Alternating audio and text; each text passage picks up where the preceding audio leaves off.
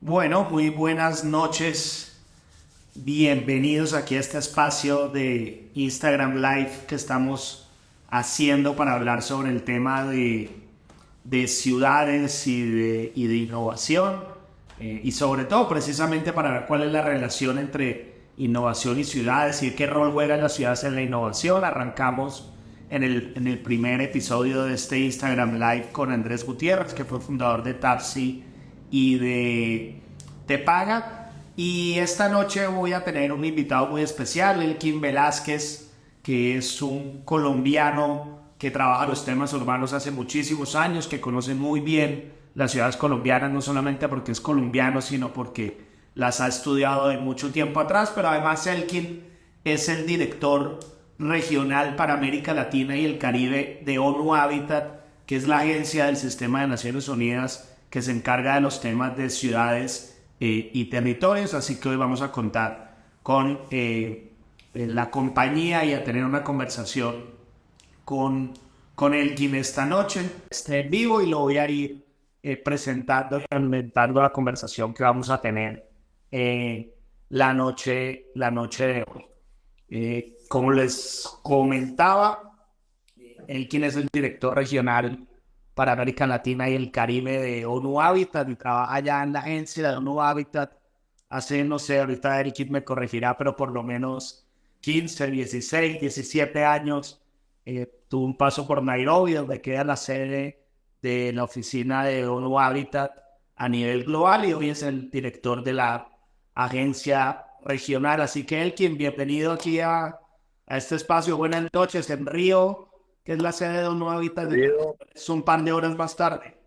querido Alfredo, complacido de compartir este espacio contigo después de tanto tiempo de intercambios, de tanto tiempo, incluso en unas vidas pasadas de trabajar juntos en temas del desarrollo urbano y territorial. Y aquí seguimos hoy desde Río de Janeiro.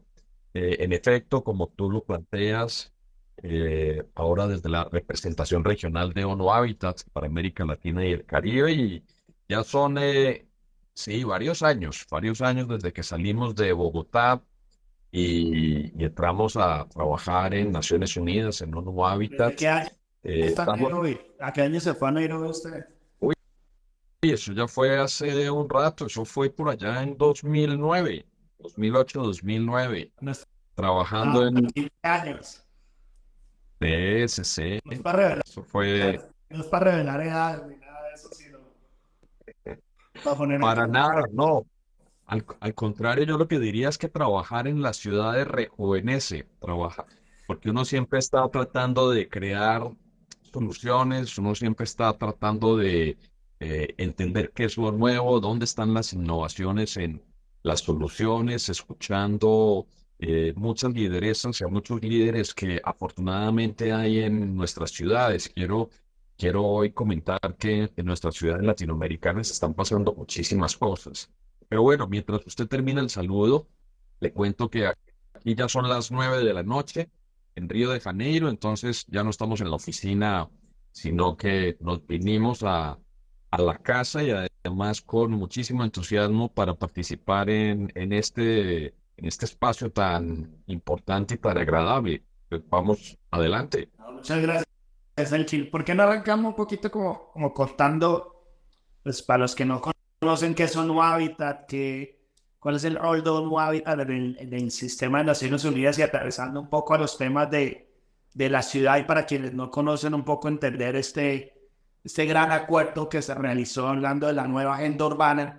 Y la idea es poder ir aterrizando un poco más a los temas de innovación y a los temas económicos, pero tal vez quisiera arrancar precisamente con que nos dé un pequeño contexto sobre la organización y sobre las temáticas que maneja y el relacionamiento que tiene con los gobiernos locales. Pues arranquemos diciendo que la mera existencia de la ONU, de la Organización de las Naciones Unidas, en el contexto actual, en este contexto de tanta polarización, de tanta dificultad para encontrar soluciones multilaterales, ya es una buena noticia. Y la ONU se compone de multiplicidad de agencias, fondos y programas. Una de esas agencias es la nuestra, que es el Programa de las Naciones Unidas para los Asentamientos Humanos. Y precisamente el mandato que nos han dado 193 Estados miembros es el de acompañar a los gobiernos locales, acompañar los temas de vivienda, los temas del hábitat, los temas de ciudades sostenibles. Y eso lo hacemos, por supuesto, a través de una tarea que está estructurada hoy básicamente en torno a la nueva agenda urbana, la implementación de la nueva agenda urbana. La nueva agenda urbana es un acuerdo que hicieron otra vez los 193 Estados miembros de Naciones Unidas en Quito en 2016. Y entonces allí se sentaron a negociar. Nosotros desde la organización acompañamos las negociaciones, apoyamos las negociaciones y de alguna manera brindamos los elementos de evidencia, estudios, ejemplos para ilustrar y para facilitar esas negociaciones. Y esto llegó a un documento, no sé si tengo por aquí en la mano alguno, eh, de pronto me aparece más tarde, ya lo vi, está por allá en un estante. Y ese documento consta de 175 párrafos, pero en esos párrafos básicamente lo que hay es una orientación de principios para construir ciudades sostenibles, ciudades seguras, ciudades incluyentes, ciudades resilientes. Eh, y por supuesto que son principios generales que pueden aplicar a todo tipo de ciudades, desde São Paulo, que está aquí al lado del Río de Janeiro, la metrópoli de São Paulo con 24 millones de habitantes, hasta ciudades más pequeñas. Pensemos en ciudades como Yarumal, en Antioquia, ciudad pequeña que también tiene, por supuesto, sus oportunidades de desarrollo sostenible, sus desafíos, que tiene comunidades en barrios que aspiran, por supuesto, a tener una mejor calidad de vida, al igual que las comunidades en los barrios de São Paulo. Y entonces ese aterrizaje de la nueva agenda urbana, yo diría que es donde tenemos la capacidad y posibilidad de innovar, de pasar de el dicho al hecho, de ir construyendo. Yo voy a quedarme hoy con un concepto que quisiera tal vez trabajarlo con usted y es el de eh, es la cadena de valor agregado de la urbanización sostenible, es decir, cómo avanzar para construir ciudades sostenibles en la realidad y ciudades sostenibles con una perspectiva de tiempo. Porque lo otro importante aquí, y ya le doy paso, es que Roma no se hizo en un día, y entonces esta es una tarea que implica la gotica que cae todos los días. Yo sé que usted ahora está cumpliendo labores importantes de gestión al frente de los temas económicos de Bogotá, y entonces sabe mejor que nadie que la transformación viene con disciplina, con acción bien concatenada, coherente, y eso sí una acción a la vez cada día y todo eso es lo que va llevando a una ciudad a irse transformando pues en eso que es el sueño que se plasmó en la nueva agenda urbana por parte de los 193 Estados miembros de Naciones Unidas. Y precisamente Elkin, como en ese marco global, digamos, quisiera comparar aterrizando en el tema de la economía y la innovación. ¿Qué dice la agenda urbana o qué dice la organización sobre el rol económico de las ciudades? Yo siempre he tenido estas discusiones de que hasta hace relativamente poco tiempo pensábamos que las ciudades no tenían mucho rol en los temas económicos, que eso correspondía mucho más a los temas macroeconómicos del gobierno nacional, del sistema de precios, de la tasa de cambio, de la inflación, que sin duda, pero cada vez más los gobiernos locales, regionales, territoriales, se dan cuenta del rol que hay en los temas de generación de empleo, ingresos. Aparecen los temas económicos en la nueva agenda urbana. Si un alcalde le pregunta a usted ahorita que hay aquí cambios de alcalde en Colombia, ¿cuál es el rol de un alcalde en los temas económicos? ¿Usted qué les diría? Mire, si uno es apegado 100% y solamente a lo que dice la norma, entonces en muchos países a uno le pueden decir, oye, es que yo no soy competente no me compete el tema del desarrollo económico. Pero cuando uno de verdad, siguiendo los ejemplos en el mundo, ve alcaldes que asumen completamente su papel de líderes, alcaldesas que asumen completamente su papel de lideresas de una comunidad urbana, de una ciudad, encuentra que no solamente asumen lo que les compete, sino lo que les incumbe. Lo que les incumbe es el desarrollo integrado de la ciudad y de toda esa comunidad. Entonces, esto es un primer punto. En algunos países es una competencia, pero en todos los países y ciudades definitivamente les incumbe, es una incumbencia. Entonces, ese es un primer punto. El segundo punto es que la economía ocurre en la vida real y la vida real ocurre en torno a una comunidad que está en un espacio, en un territorio. ¿No es cierto? Las actividades económicas, incluso hoy en el mundo digital, en el mundo de la alta tecnología, pues yo tengo que estar, si yo estoy metido, por ejemplo, en el mundo, soy un nómada digital, al final del día tengo que irme a una ciudad, a un barrio. Claro, buscaría un café, pero ese café está en un ámbito, en una comunidad y hay alguien que lo gerencia bien o mal y si lo gerencia mal y digamos no le genera a esa persona por gerenciarlo mal ganancias, yo no voy ahí, yo me voy a uno agradable y para que la ciudad sea agradable entonces hay que concebirla de una cierta manera, no ocurre por arte de birlibirloque, no ocurre por casualidad o corazonadas, ocurre por diseño.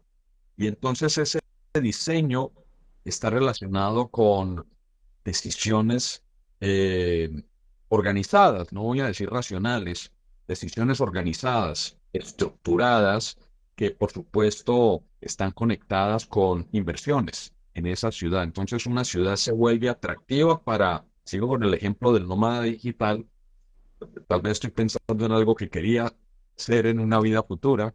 Eh, Eso ocurre porque esa ciudad me atrae, ese barrio me atrae. Y le voy a dar un ejemplo. Hay un barrio que se llama La Condesa en Ciudad de México. Y uno llega allí y es un barrio con buen urbanismo, es un barrio con buenas inversiones en vivienda, digamos que se dieron en su momento. Y entonces lo que uno percibe cuando está en ese barrio que es verde, que tiene buenos espacios públicos, que tiene buenos servicios públicos, es que en algún momento alguien se sentó y diseñó bien esa ciudad. Y hoy ese barrio es uno de los que más atrae nómadas digitales. Y por supuesto ya está en el otro lado, está tratando de regular que esos nómadas digitales no tengan un impacto negativo en la comunidad local, tratando de encontrar un equilibrio. Pero lo menciono porque el que un nómada digital decide instalarse allí temporalmente tiene que ver con que hay un ambiente propicio para desarrollar esa actividad. Bien, Pero entonces ahí es el primer punto, digamos, que si le entiendo, lo traduzco bien, tiene que ver mucho con el diseño urbano. Y ahí hay una cosa muy importante que yo a veces siento que los gobiernos locales hablamos poco y es cómo ese diseño urbano es agradable no solamente por razones de la calidad de vida, sino porque ese encuentro de la gente en el espacio público en la ciudad genera esa fricción creativa y ese intercambio que es realmente la fuente de la innovación, que la gente diversa, distinta, se encuentre, interactúe, intercambie ideas, es el motor productivo de la ciudad. Y ese tema del diseño urbano, entiendo que es uno de sus primeros pilares. Proyectos, esto digamos, está- ejemplos de quién lo ha hecho bien, Condesa se diseñó así, pensando en eso, o qué proyectos hoy usted ve en la región que diga, eh, ahí estamos utilizando el potencial del diseño urbano, del ordenamiento territorial, de la gestión del suelo, para tener a ciudades no solamente más agradables, sino más productivas y más innovadoras. eh, Le tengo que decir que Condesa no se diseñó pensando en los nómadas digitales. De la misma manera que Nueva York, Manhattan, no se diseñó pensando en el vehículo ni en las limusinas de hoy. Y entonces fíjese que lo que estoy diciendo es muy poderoso. Quiere decir que principios básicos del diseño urbano, cuando se aplican y se aplicaron, ya de suyo vienen con impactos positivos en toda una serie de actividades sociales y económicas que se van a desarrollar de ahí en adelante. ¿Y cuáles Entonces, serían esos principios? esos principios los podemos abordar desde la nueva agenda urbana, lo que decía, ya le cuento, pero hoy hay una metáfora muy poderosa que es la de la proximidad. Entonces, arranquemos por el diseño. El diseño clave, que además lo utilizamos muchísimo para promover la implementación de la nueva agenda urbana, es que necesitamos planes específicos en las ciudades que eviten la zonificación urbana. Y fíjese que en el pasado nosotros buscábamos zonificación urbana, porque al evitar la zonificación urbana lo que se busca es la mezcla de usos del suelo. Es importante que haya mezclas de usos del suelo en los barrios, pero que también haya mezclas de clases sociales, de grupos sociales. Hoy muchas ciudades siguen un modelo de crear guetos, de crear barrios específicos para una clase socioeconómica, para un grupo sociocultural, pero la ciudad que es muchísimo más vibrante económicamente es allí donde hay más mezcla de familias de diferentes características socioeconómicas. Y adicionalmente, evitar también aquellas áreas de la ciudad dedicadas exclusivamente a un uso. Fíjese que hoy lo que uno ve en muchas ciudades es el mall o el gran centro comercial por un lado, en otro lado el distrito de negocios o el distrito, el área de negocios, por allá el área industrial. Y definitivamente el nuevo paradigma es el de buscar barrios donde se puedan mezclar todas esas funciones. Entonces, eso es dicho en los términos de la nueva agenda urbana tal cual quedaron escritos. Ahí, Pero por otro lado, una cosa que me surge una duda del kit, no sé si es propio en nuestras ciudades colombianas, pero pareciera que todos los urbanistas están de acuerdo con la mezcla de usos del suelo y con la mezcla social, digamos, y los atributos que eso tiene para ciudades más amigables, para además más productivas. Pero cuando se tratan de hacer esos cambios, digamos, hay enormes resistencias.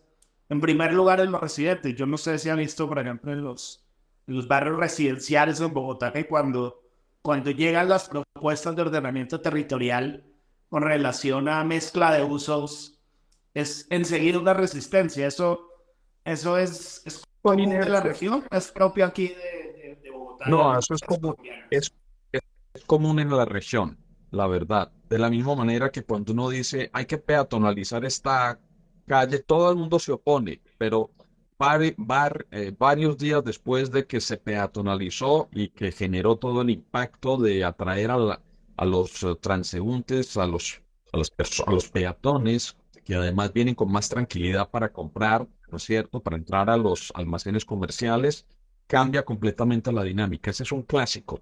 Lo mismo que en los barrios residenciales. Por supuesto, hay que tener un buen seguimiento y también orientar muy bien cuáles son las actividades que generan esa mezcla. Y aquí le voy a dar digamos, una idea que viene de una metáfora que es bastante hoy conocida en el mundo, es la metáfora de la ciudad de los 15 minutos.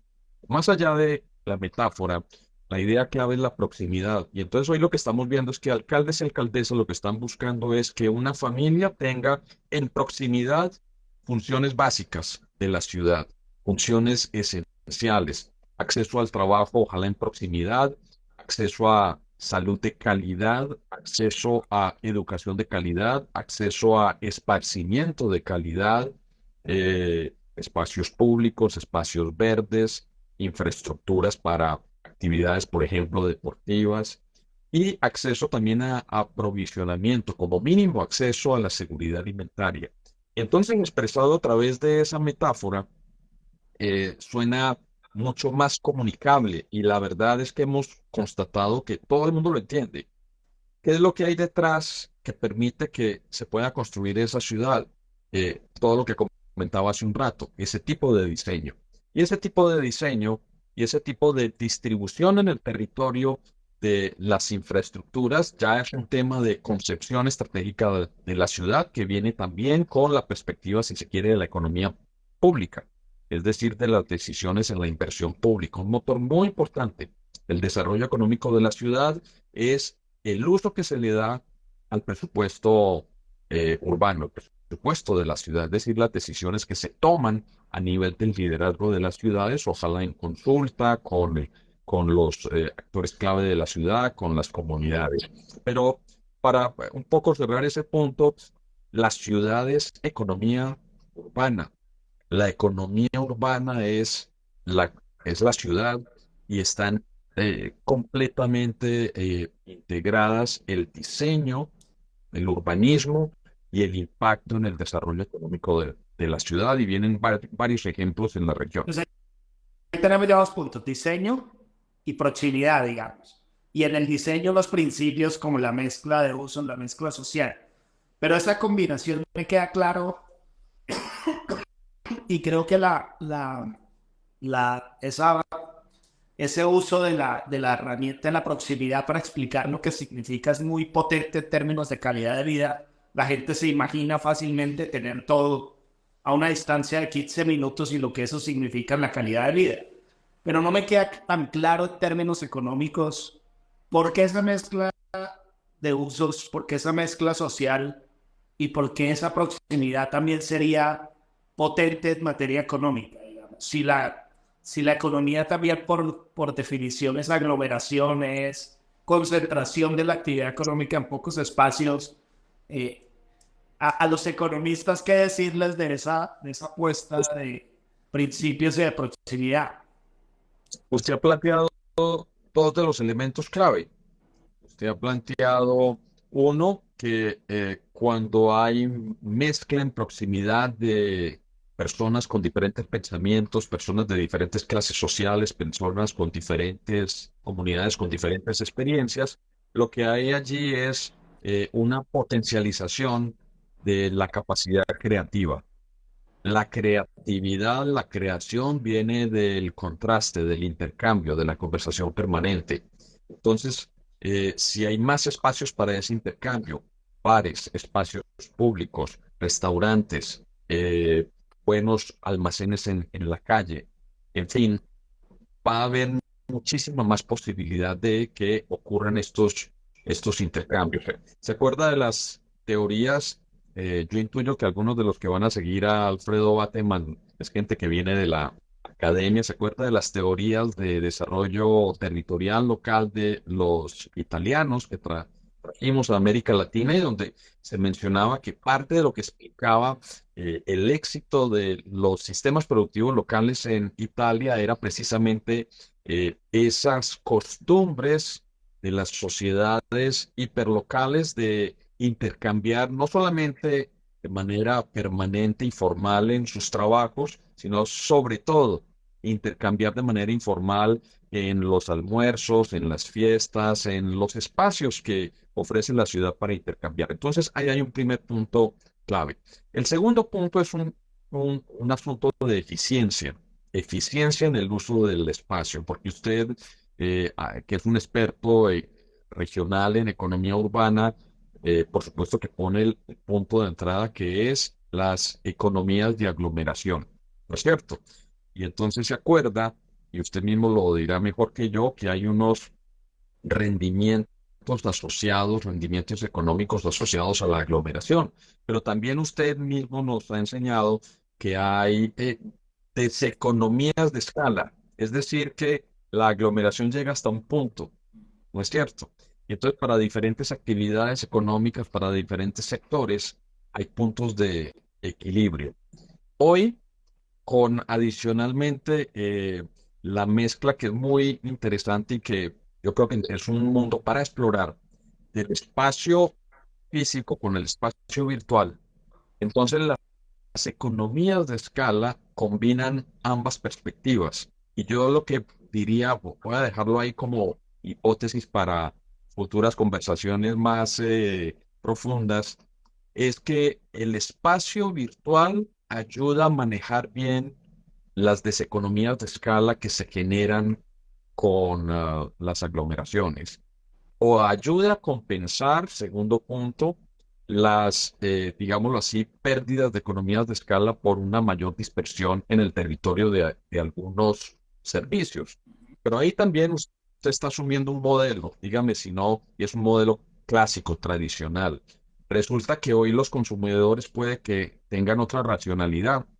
No es necesario, no es cierto, que quieren tener ese acceso, están comparando permanentemente diferentes tipos de inversión de su tiempo. Entonces, puede que yo me acuerdo que en una vida pasada, trabajando de hecho en la Universidad del Rosario en economía geográfica, el ejemplo clásico eran de las tiendas de mascotas.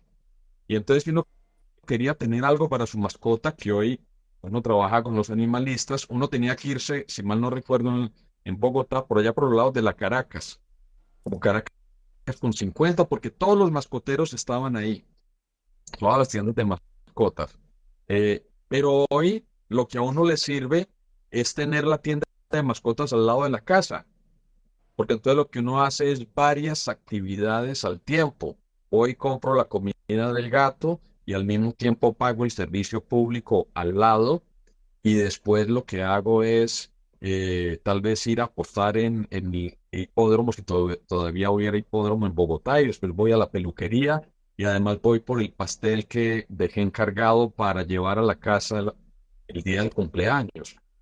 Y ahí, digamos, precisamente pensando en eso, digamos, en esa perspectiva de la proximidad, porque hay otra apuesta que siempre ha tenido uno habla que estas operaciones o estas, se llaman, no recuerdo ahorita el nombre, proyectos urbanos integrales, digamos. Operaciones urbanas integrales. Operaciones urbanas integrales, en la lógica de Bogotá, son un poco, los hago la similitud con las actuaciones estratégicas.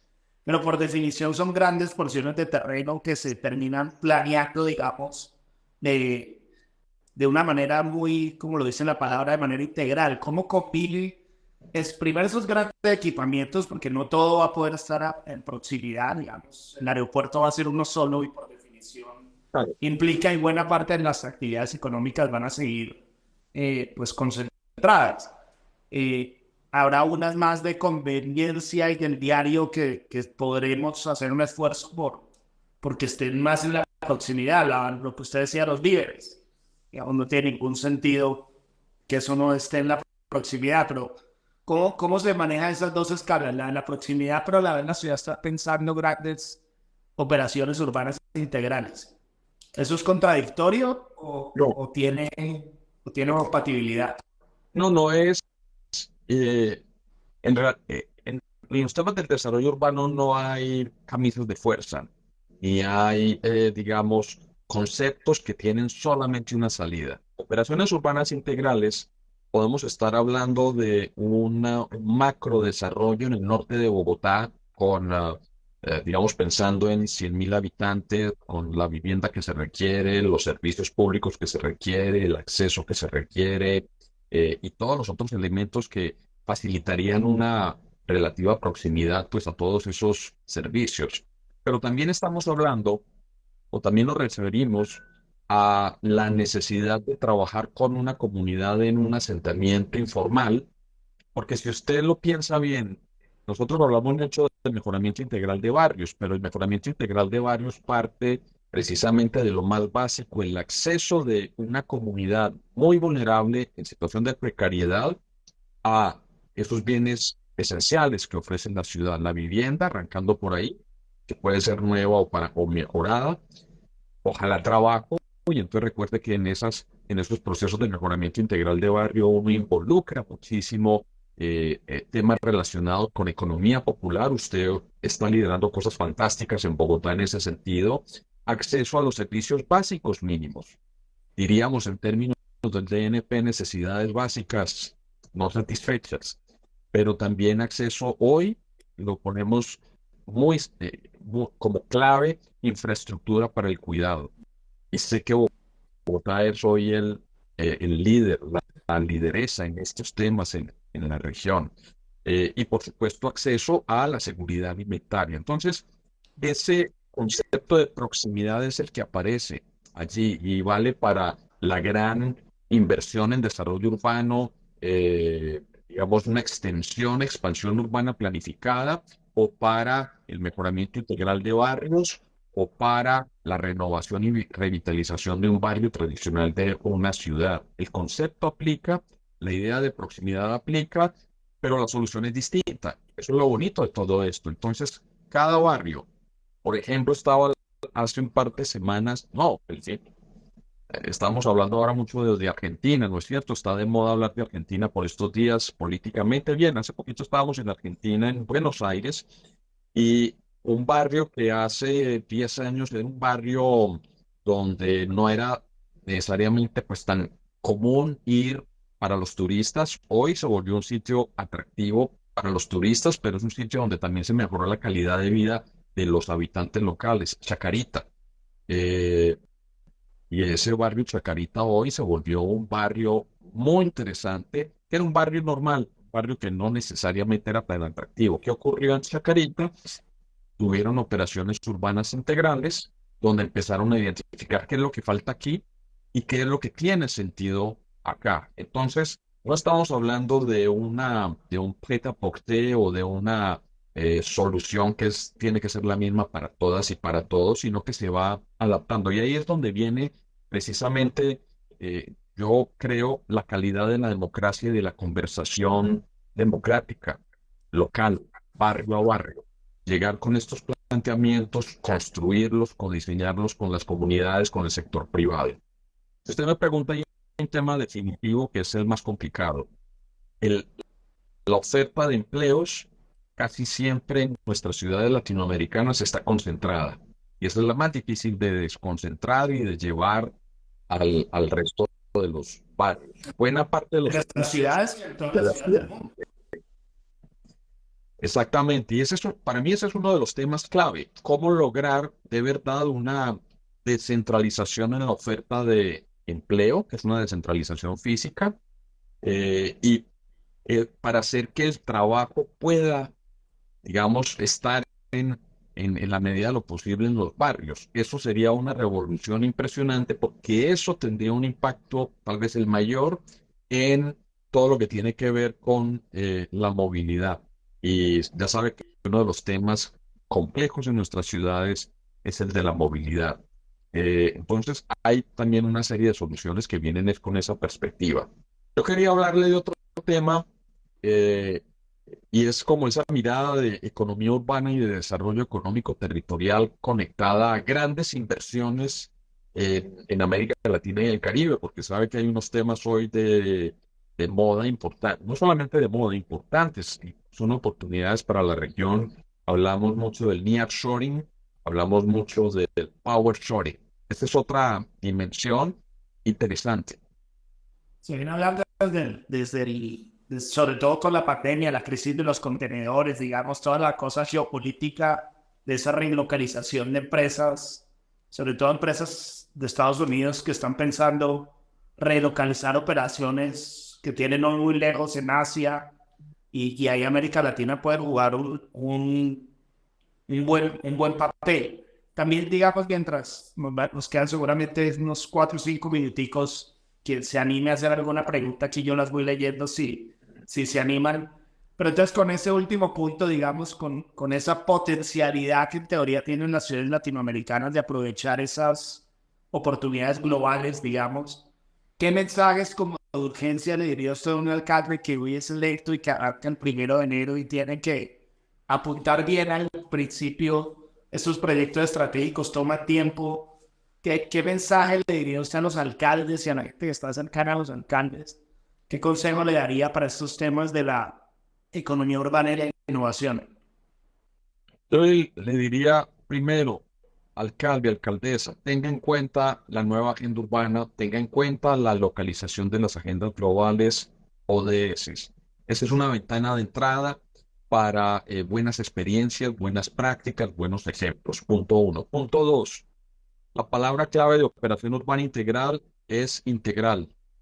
Es tratar siempre de generar respuestas en los barrios y respuestas en la ciudad que sean integrales. Un problema Yo recuerdo muchísimo a un alcalde de Bogotá, Lucho Garzón, que nos decía, mire, es que mi problema de seguridad aquí en este barrio, o sea, al final del día un problema de educación y de empleo. Entonces yo estoy trabajando integralmente en los tres, trabajo con la policía e integro el trabajo con la escuela, el colegio, la educación, e integro el trabajo también de empleo para los jóvenes. Entonces, ese es el buen reflejo, tratar de generar una perspectiva integrada. Tercero, permanentemente medir, así sea de manera, digamos, cualitativa, el impacto para tener una hoja de una brújula que le permita ir también incrementalmente mejorando la calidad de las inversiones. Y cuarto, incluso si muchos temas no están escritos en su lista de competencias, incumben al ciudadano, incumben a la ciudad y por ende incumben a la administración pública, porque como primer respondiente, la administración pública es muy importante que tenga la capacidad de identificar todas esas temáticas que tienen, eh, digamos, que tienen que ser incorporadas en las soluciones que demanda la comunidad. Mi último punto es que una herramienta muy importante de que dispone es el presupuesto.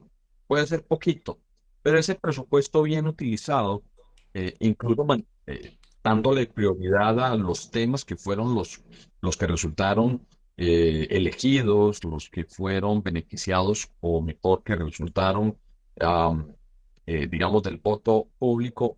Bien utilizado y de manera estratégica, ese presupuesto público puede ser el que ayude a generar inversiones nuevas en la ciudad, que oriente también inversiones del sector privado y entonces vale la pena tener una mirada innovadora en esa perspectiva de cómo se utiliza el presupuesto público para apalancar otro tipo de recursos, no solamente públicos, también privados. Tal vez el último comentario. El activo más importante que tiene una ciudad son sus ciudadanos o ciudadanas, las ideas que tienen. Conversación permanente con ciudadanas y ciudadanos es clave también para avanzar en una ciudad innovadora, una ciudad sostenible, una ciudad vibrante. Buenísimo. Y que ahí, además estoy viendo gente de muchas ciudades, entre otras, y le manda muchas saludos Gretel, que sé que es de Santo Domingo siempre está ahí pendiente de todos los temas de la agencia, pero también hay gente con Granada, de Colombia, en Barranquilla, de Santa Marta. Alguien que esté pensando, empezando a pensar en el plan de desarrollo, ¿qué ciudades latinoamericanas, salvo las de siempre, le recomendaría conocer que le permitan ver en la práctica estos puntos? Usted me ¿Qué ciudades está, usted está haciendo le preguntas genera? usted está haciendo preguntas fáciles de periodista, que es ¿cuál es el modelo a seguir? No, No hay no, modelo. que ven que no hayamos visto, digamos, que no No, está no hay, raro, está ahorita hablaba de mira, Chorrita, que no no hay, no hay está. mo- lo que sabemos, quienes hemos estado involucrados en estos temas, es que no hay un modelo único, pero lo que sí hay, afortunadamente en América Latina, es como una especie de mosaico de experiencias significativas que durante un periodo de tiempo mostraron una ruta, una pauta. Y si uno se pone a ver y a, digamos, analizarlas de manera integrada, lo pueden inspirar. Y entonces, por supuesto que uno ahí tiene que tener a Curitiba en materia de planificación de la movilidad y el transporte orientado al desarrollo. Muy importante todo lo que nos enseñó Jaime Lerner en la ciudad de Curitiba, siguen haciendo cosas muy buenas. Uno tiene que mirar a Buenos Aires. Buenos Aires ha hecho un trabajo muy importante en revitalización de algunos barrios. Claro, Buenos Aires con una gran calidad urbanística, pero también tenía zonas muy deterioradas. La ciudad de Buenos Aires y a través de una serie de inversiones han avanzado. A mí me encantaría mucho, por ejemplo, mirar también lo que ha hecho un alcalde como Tadeo García en la ciudad de Godoy Cruz, en Mendoza, que se ha metido muchísimo con estos temas de inversiones en parques tecnológicos, pero él muy rápidamente entendió que eso lo tenía que conectar en el mismo barrio con otro tipo de intervenciones de renovación urbana para que diera buen resultado. Eh, ya estoy pasando por Quito y en Quito aprendimos manejo de espacios públicos en el centro en torno a economía popular y Quito nos está dando ejemplo a muchas ciudades, déjeme decirlo, de Colombia. Tienen un metro y ahora están utilizando bien esa línea estructurante que es el metro para generar operaciones de renovación urbana y nuevas dinámicas urbanas en los barrios más pobres. Pavel Muñoz está construyendo sobre lo construido. Uno tiene que también recordar, por supuesto, ahí sí, lo que han hecho nuestras ciudades colombianas, Bogotá, a lo largo de mucho tiempo, varios alcaldes han hecho cosas muy buenas, Medellín, Montería, Bucaramanga, Barranquilla, pero siguiendo, uno se va a San Salvador y han hecho una tarea muy, muy interesante en torno a la concentración de la oferta de servicios sociales para las comunidades y pensando principalmente en los jóvenes y en las mujeres madre, sobre todo cabezas de familia. Y algo fantástico en los últimos tiempos es lo de Iztapalapa, en Ciudad de México. Iztapalapa tomó el modelo de las UVAs de Medellín, las unidades de integración de servicios, que son las manzanas cuidadoras en Bogotá, los cubos en El Salvador, en Recife, muy interesante los compás, y lo de las utopías, así se llaman, es un acrónimo que no me acuerdo cómo se traduce, unidades de algo, pero es fantástico. Recogió lo mejor la alcaldesa de Iztapalapa, Clara Brugada, y lo desplegó a través de un uso muy inteligente y muy transparente de su inversión pública. Generó las utopías y esas utopías, bien integradas con el desarrollo de los barrios, han transformado la vida en los barrios. Iztapalapa era un sitio con una estigmatización alta en el Gran Ciudad de México y hoy se ha vuelto un sitio referente para ir a ver buenas propuestas de intervenciones sociales y de utilización del presupuesto público. Entonces, lo que tengo para decir es que si uno utiliza ese catálogo amplio de buenas experiencias, va a ser muy positivo para inspirar la acción en nuestras ciudades. Por eso sigo diciendo que América Latina tiene muchísimo de dónde inspirarse y yo soy, la verdad, muy optimista, muy a pesar de un pesimismo a veces reinante en la región, pero soy optimista porque hay buenos ejemplos y bueno, tenemos que darnos los medios para ir a escala. Súper. Elkin, de verdad, muchísimas gracias. Como siempre, usted es súper generoso en todos estos espacios. Estamos además en Colombia en un momento clave para pensar estos temas. Empieza los equipos de los alcaldes y alcaldesas entrantes a pensar su plan de desarrollo y pues animarnos a pensar en estos principios, a usar este marco global de la nueva agenda urbana de nuevo hábitat como un marco para pensar estos planes de desarrollo, obviamente los ODS, pero también a pensar en los temas económicos y de la innovación. Me quedo con dos ideas para simplemente seguir propiciando la conversación.